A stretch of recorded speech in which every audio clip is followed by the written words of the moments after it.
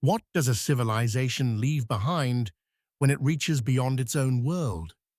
Not the speeches, not the headlines, not even the triumph itself. In the silence above Earth and across the grey plains of the moon, what remains are smaller things. A glove, a camera, a set of tire tracks, a few handwritten initials. Objects so ordinary they might seem forgettable until distance and time transform them into something else entirely. We often imagine space history as a procession of grand milestones, a clean sequence of launches, landings, and firsts. But the deeper story is quieter. It lives in what was dropped, parked, discarded, or deliberately left behind. Relics of urgency and ingenuity, evidence of human improvisation, traces of people who were thinking not only about science and survival, but about home, grief, play, memory, and the strange tenderness of being mortal in a place that is not alive. Out there, nothing is easily erased. On Earth, wind and rain soften every footprint. Metal rusts, paper fades, names are forgotten. But in orbit, in vacuum, on the lunar surface, abandonment can become a kind of permanence. An object released by accident may circle the planet for years. A gesture made in private may last longer than empires. A machine built for a few hours of usefulness may wait for centuries under an unblinking sky. This is a story about those remnants. Not just the technology, though the engineering matters. Not just the missions, though the history is extraordinary. It is a story about the human residue of exploration, the emotional afterimage of leaving home and not taking everything back. Because the strangest things we have left in space are not strange for what they are. They are strange because they still belong to us. And in their long silence, they ask a question that feels larger than space itself. When we are gone, what part of us will continue to drift, endure, and remember? What does it mean for the first thing we lose in space to resemble a human hand? In June of 1965, during America's first spacewalk, astronaut Ed White opened the hatch of Gemini 4 and stepped into a silence no one on Earth had ever truly known. He floated above the planet with a small, handheld maneuvering gun, tethered to the spacecraft by a long umbilical line, drifting between control and wonder. The moment was supposed to symbolize mastery. Instead, it also revealed how quickly the frontier could take something from us. At some point during that historic excursion, one of White's gloves slipped free and drifted away. It was not a large object. It did not alter the mission. No alarms sounded, no disaster followed. Yet there is something haunting in the image. A glove shaped by a human hand, moving alone through the dark, no longer useful, no longer reachable, still carrying the outline of the person who had just worn it. Space debris is usually described in technical language as fragments, hardware, risk. But this was different. It looked almost alive. For a time, the glove remained in orbit, circling Earth at enormous speed like a tiny accidental moon. Sunlight may have caught it now and then, turning it into a brief glint against the black. A tool of protection became a relic of vulnerability. What had been built to shield a living body became, in an instant, a symbol of how exposed that body really was. That is part of what makes early space exploration feel so intimate even now. Beneath the machinery and national ambition, there were human beings learning the rules of an environment that did not care whether they understood it. And perhaps every object left behind since then carries a trace of that first lesson. When we enter the unknown, we do not only plant flags, we also leave evidence of our fragility behind us. What are we really seeing when a man swings a golf club on the moon? A joke, perhaps? A moment of relief? A flicker of ordinary life breaking through the discipline of one of the most demanding missions ever attempted? Yet on February 6, 1971, when Apollo 14 Commander Alan Shepard pulled a makeshift club from his suit and struck two golf balls into the thin black horizon, the gesture became more than a novelty. It became one of the strangest and most revealing scenes in the history of exploration. The moon is not a place that welcomes spontaneity. Every movement there is calculated against fuel, oxygen, weight, and risk. Shepard knew that as well as anyone. He had waited years to return to flight after medical setbacks, and when he finally reached the lunar surface, he carried with him not just NASA's objectives, but a small, private rebellion. The club head had been smuggled aboard and attached to a sampling tool. The swing itself was awkward, one-handed, constrained by a pressurized suit built for survival, not grace. Even so, the image endures. A man on another world doing something utterly familiar, almost absurdly human.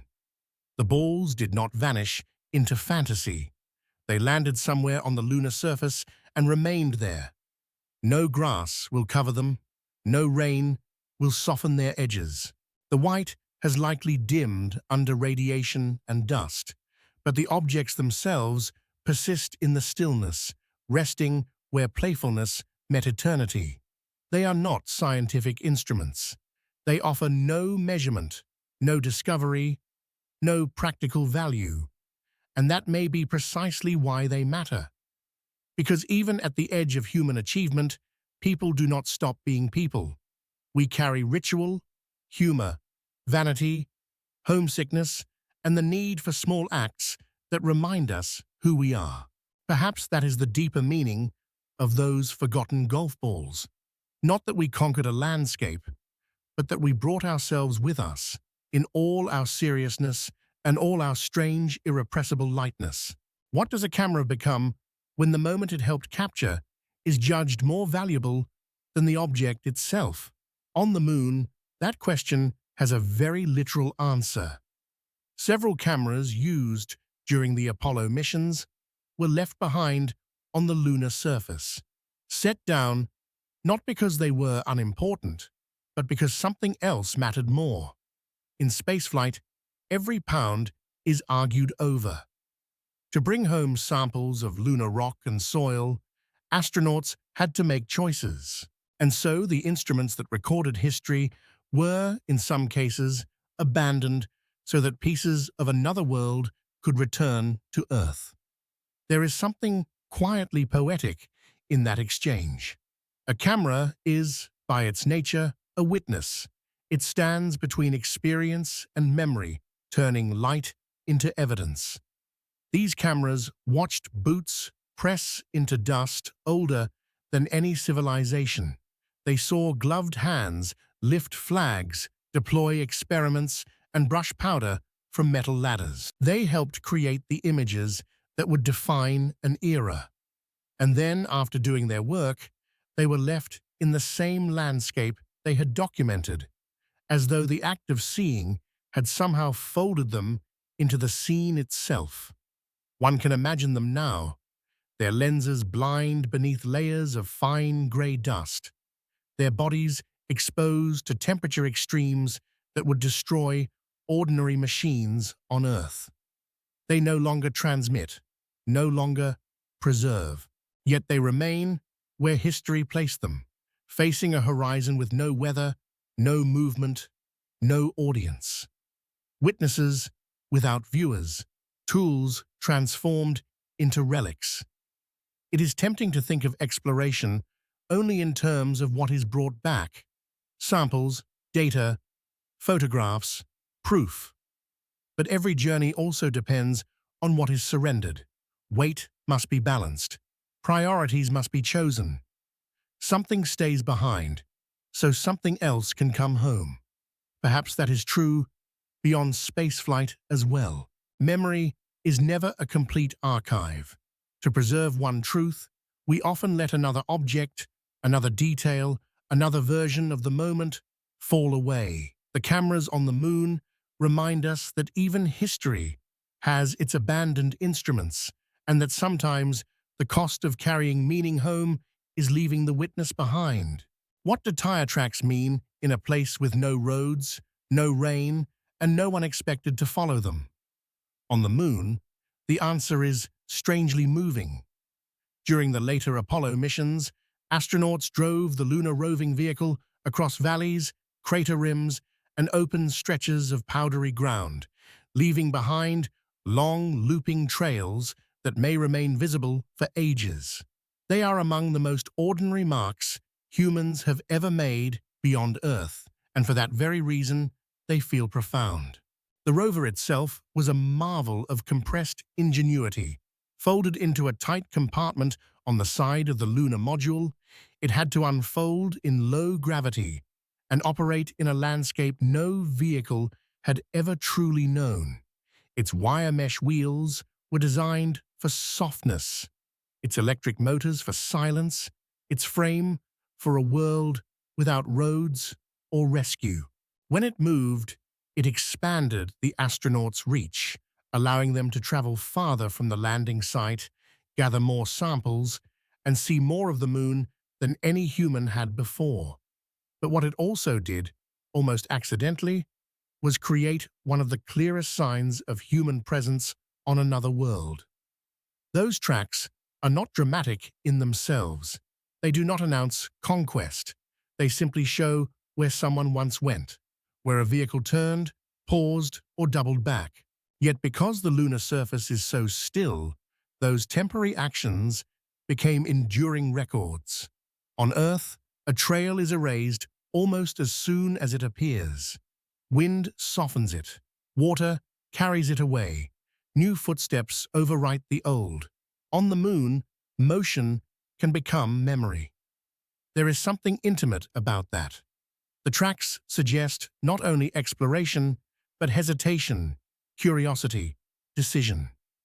A person looked over a ridge. A team chose one route instead of another. The marks remain as evidence of thought translated into movement. And maybe that is why they linger so powerfully in the imagination. They remind us that history is not only made in speeches and monuments. Sometimes it survives as a set of quiet lines in the dust, proving that for one brief moment, human beings found a way to leave direction itself behind. What does it mean to park a car on the moon and simply walk away? The image feels almost impossible at first. A vehicle resting in dust under a black sky, its work finished, its driver gone, its wheels pointed toward no future traffic at all. Yet that is exactly what happened. 3 lunar rovers still remain where Apollo astronauts left them, standing in quiet formation across different landing sites, like artifacts from a civilization that visited briefly and then fell silent. These machines were not symbols in search of meaning. They were built for a practical problem. The moon was vast, and human movement in a pressurized suit was slow, exhausting, and limited by oxygen, time, and terrain. The rovers changed that. Folded tightly for launch, then unfolded on the lunar surface, they allowed astronauts to travel far beyond the immediate reach of the landing craft. Suddenly, the moon was not just a place to step onto. It became a landscape to cross, examine, and experience. Their design reflected the strange demands of another world. Wire mesh wheels gripped powder instead of pavement. Electric motors moved in silence. Lightweight frames carried men, tools, cameras, and collected samples over slopes and craters where no road had ever existed. When they drove, they left long sprays of dust rising and falling in slow, perfect arcs, as though motion itself had been rewritten by a quieter set of laws. And then, when the mission ended, the rovers were left exactly where they stood, their batteries emptied, their seats stiffened under extremes of heat and cold. Their frames endured in the airless stillness. On Earth, an abandoned vehicle suggests neglect, decay, forgetting. On the Moon, abandonment becomes preservation. There is something deeply human in that final parking place. These machines were not brought home because they had already done enough. They had carried human curiosity as far as it could go in the time allowed. Perhaps that is why they still feel so resonant now. Not as broken things, but as completed ones, waiting forever at the edge of what we once dared to reach. What does a name mean when it is placed where no living voice can speak it? On the Moon, among the tools and machinery of exploration, there is also a small act of remembrance. During Apollo 15 in 1971, astronauts left behind a modest memorial known as Fallen Astronaut, along with a plaque bearing the names of astronauts and cosmonauts who had died in the pursuit of spaceflight. It is easy to overlook beside the larger symbols of the lunar age, yet in many ways, it may be one of the most human objects ever left beyond Earth. The memorial itself is simple, almost fragile in spirit. A small aluminum figure lies on the lunar surface, shaped in a way that does not belong to any single nation, rank, or identity. Nearby, the plaque records names connected by a shared risk, even across political rivalries that defined the era. At the height of Cold War competition, when space was often described in terms of prestige and power, this quiet gesture said something gentler and perhaps more enduring, that mortality does not recognize borders, and neither does grief. Unlike flags or instruments, the memorial was not meant to measure or claim. It was meant to remember. That changes the emotional temperature of the landscape around it. The Moon is often imagined as a place of first steps and triumphant images, but this small figure introduces another truth.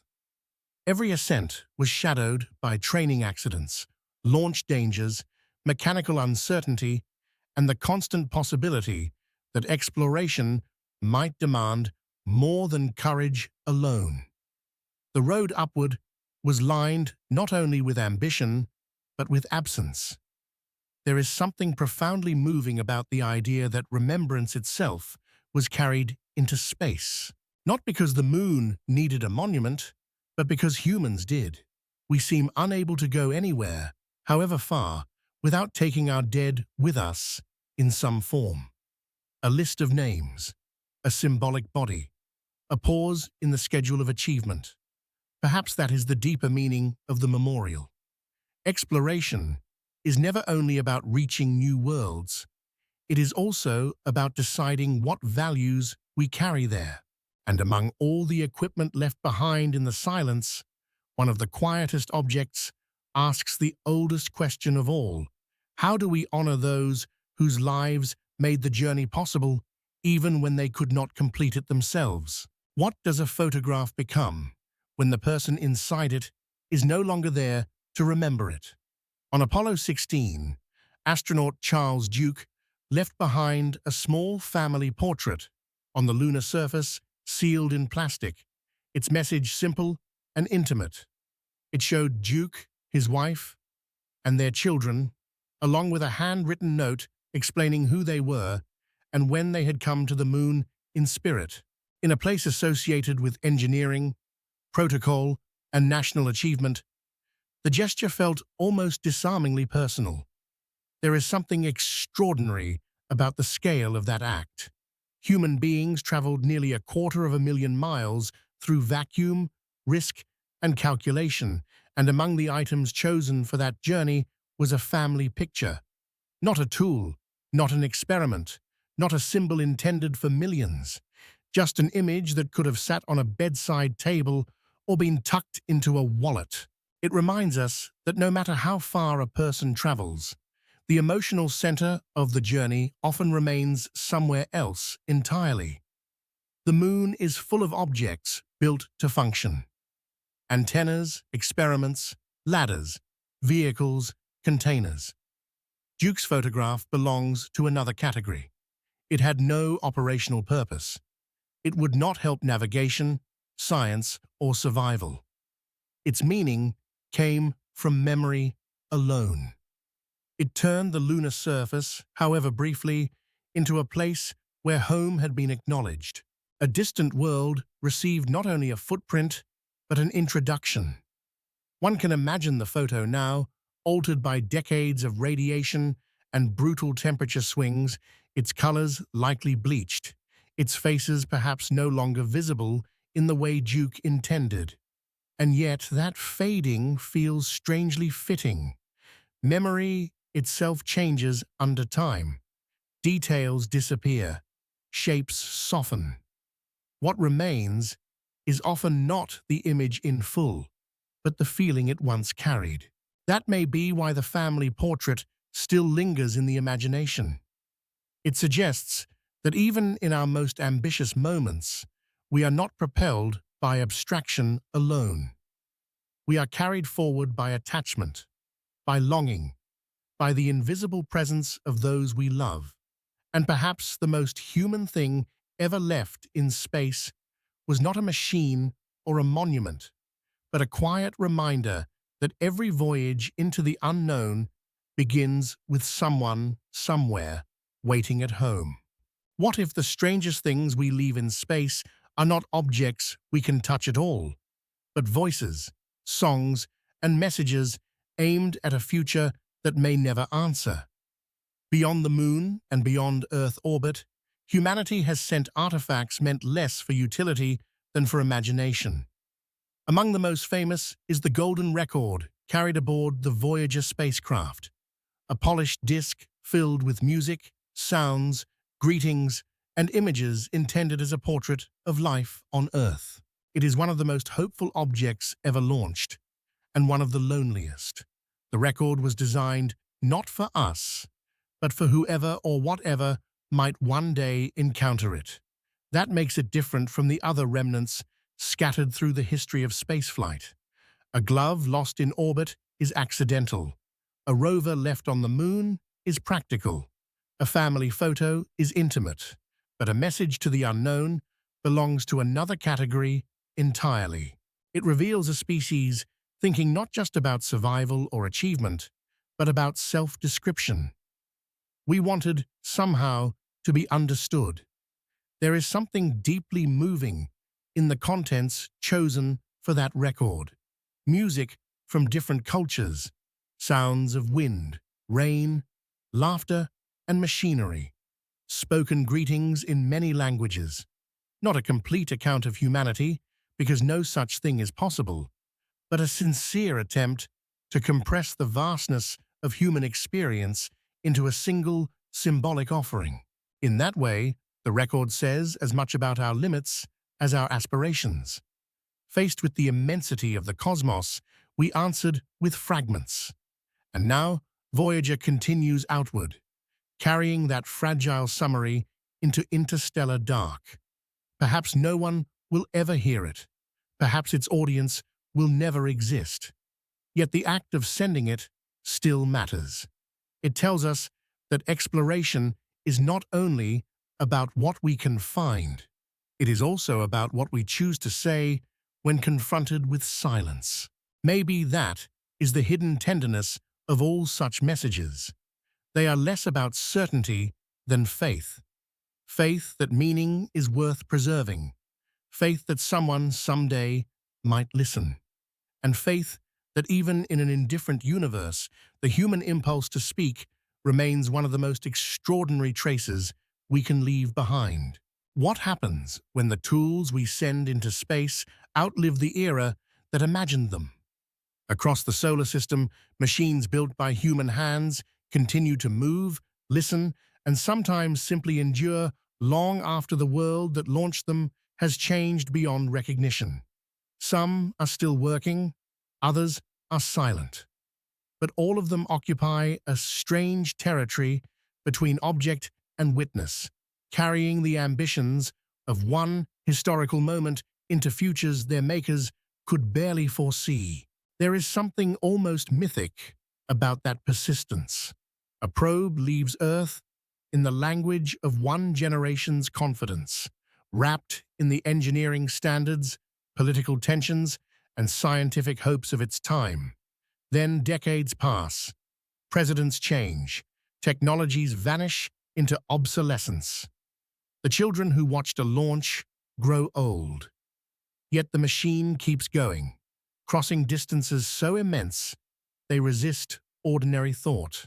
It becomes a moving archive, a fragment of human intention traveling farther than the culture that produced it can emotionally follow. Some spacecraft now drift with no practical task left to perform. Fuel is gone. Batteries are weak. Instruments have fallen quiet one by one. Their mission clocks have effectively ended, but their existence has not.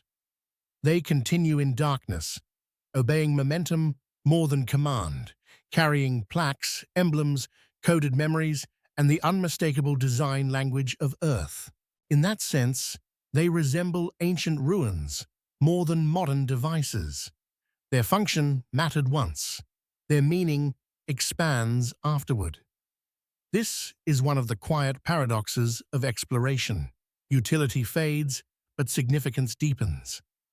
A spacecraft may be built to measure radiation, photograph a moon, sample a comet, relay a signal.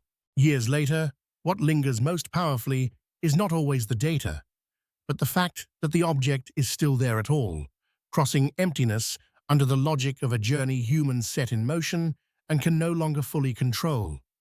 Perhaps that is why these distant machines feel so poignant. They remind us that every age sends part of itself forward, not knowing what history will keep. And sometimes the most enduring legacy of invention is not the problem it solved, but the lonely grace with which it continues after its original purpose has passed. What if the most crowded human legacy in space is not made of meaning at all, but of leftovers? Beyond the carefully chosen memorials and iconic artifacts lies another category of things we have left behind. Panels, bolts, insulation, paint flecks, spent rocket stages, shattered fragments from collisions and explosions. This is the less poetic inheritance of the space age, though no less revealing. It tells a parallel story, one not of symbolism, but of consequence. Orbital debris is often described in numbers because the scale is difficult to picture. Thousands of tracked objects, far more untracked fragments, pieces moving fast enough that even something tiny can strike with devastating force. But behind those statistics is a familiar human pattern. We enter a new environment full of optimism, ingenuity, and urgency, and only gradually understand what our presence accumulates.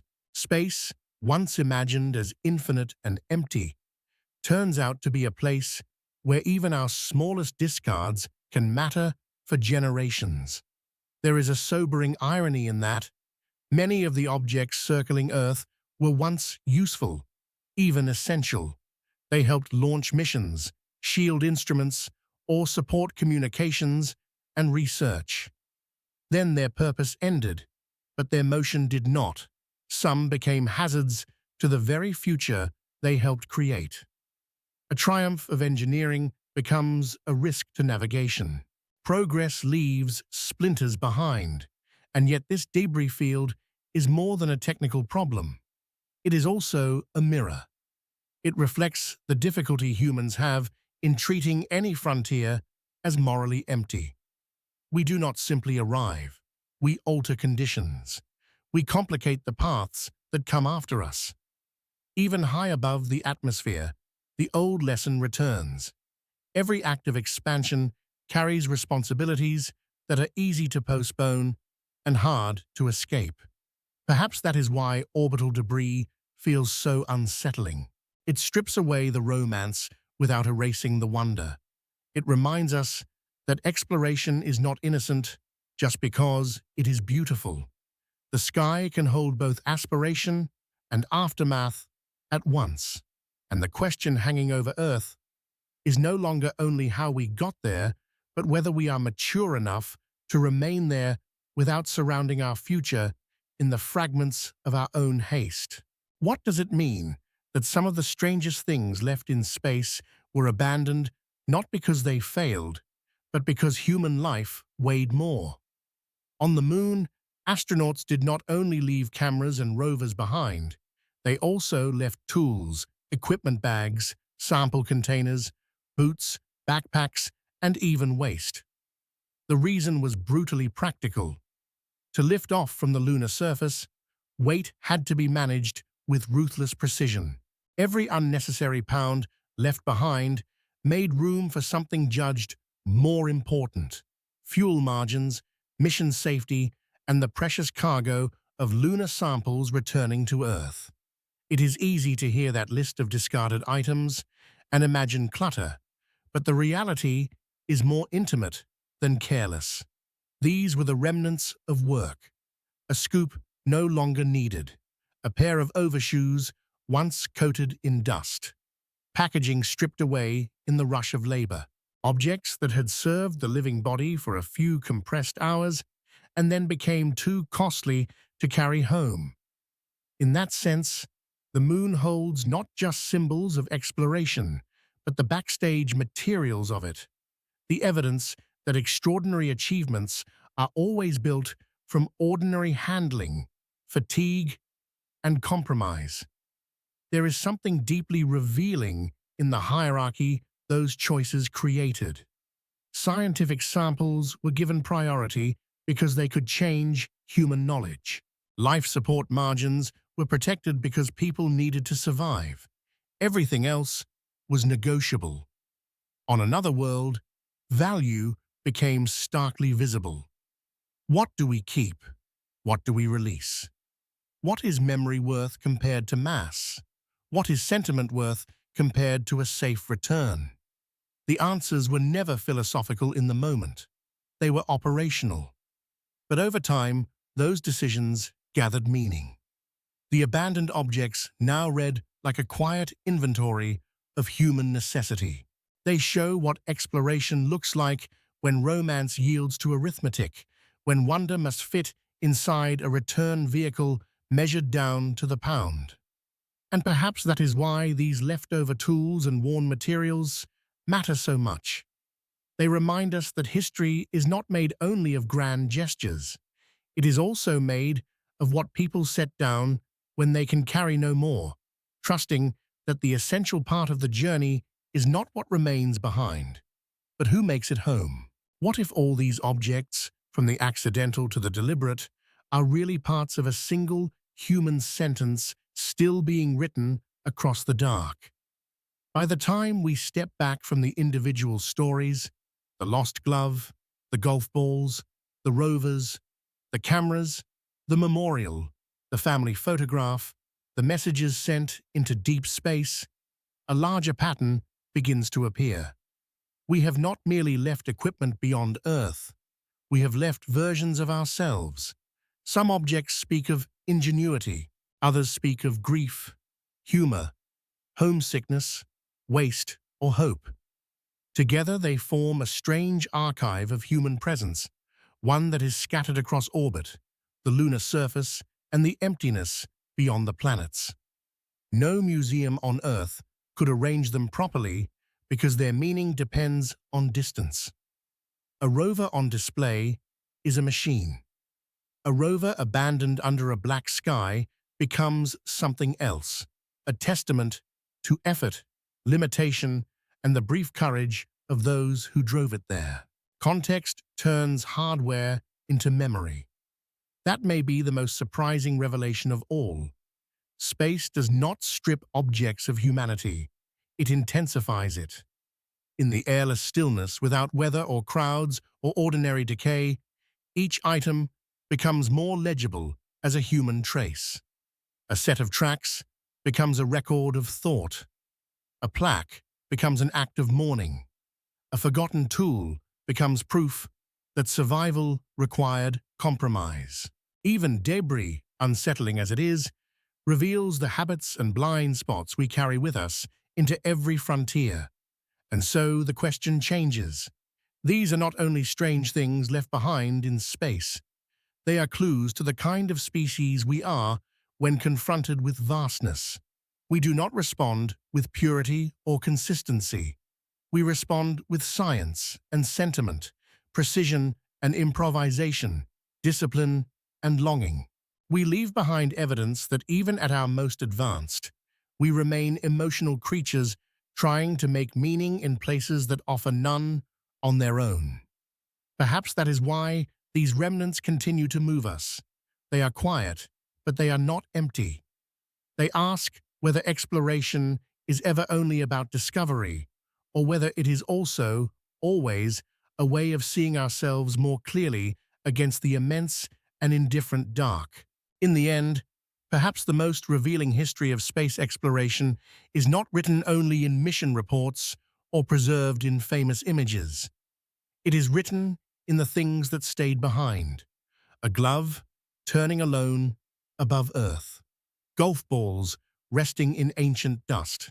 Cameras that once framed history, now facing a horizon no one will revisit for years.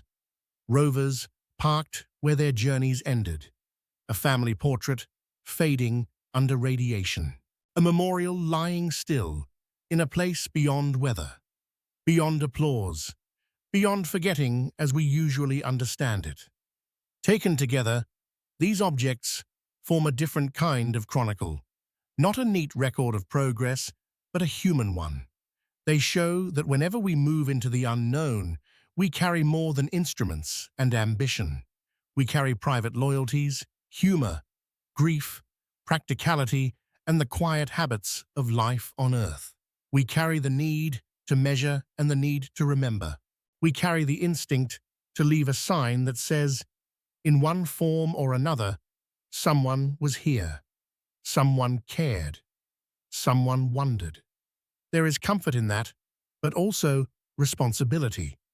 The same impulse that leaves behind a memorial or a message can also leave behind debris. The same ingenuity that sends a machine across impossible distances can create consequences that outlast the mission.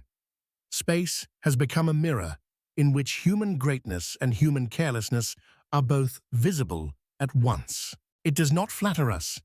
It simply preserves what we place there. And maybe that is why these remnants matter so deeply. They remind us that exploration is never only about distant worlds, it is about the values we project into them. Every object left in silence becomes a question addressed back to its makers. What did we choose to save? What did we choose to abandon? What did we think would matter when no one was there to explain it? Long after the voices fade, these strange survivors will remain, turning, resting, enduring. And perhaps that is the final mystery they offer us. Not whether space will remember humanity, but whether humanity, looking at what it has left behind, will learn how it wishes to be remembered.